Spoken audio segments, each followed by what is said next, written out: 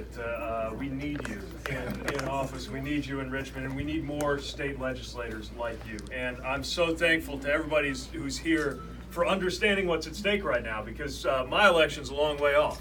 And if you flip through cable news right now, you might think that the presidency was the only office that matters. And that's just not true.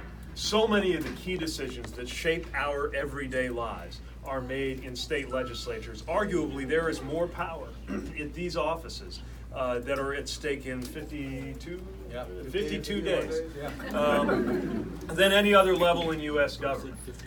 Folks talk about wanting to make sure we have great state and local elected officials so that we have a bench. And that's true. It's definitely where we get a lot of people who go on to other offices. But to me, it's not about the bench. It is about the power that rests in those offices right now. And frankly, our friends on the other side of the aisle, conservatives, cleverly and patiently work to build majorities after figuring this out a long time ago. Now's our chance to demonstrate that we understand that the presidency is not the only office that matters, and that what is happening in state legislative and local races is absolutely critical to the progress of this country.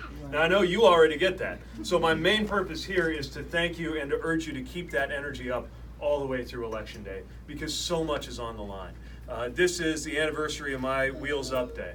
It's the day I left Afghanistan. In fact, the last time I was in Norfolk, it was under considerably less relaxing circumstances than now, because it was for redeployment processing. And more than any other moment in my life, it drove home the fact that all politics isn't just local, all politics is personal.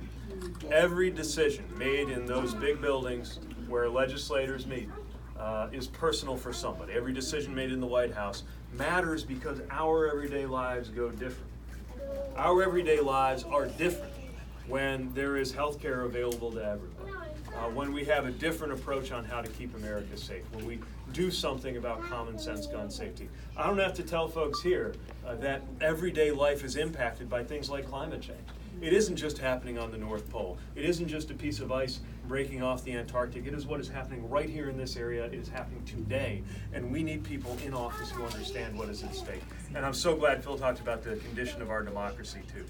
Because democracy as a value is supposed to be what we were fighting for when we had the US flag on our arms. And our democracy is not democratic enough.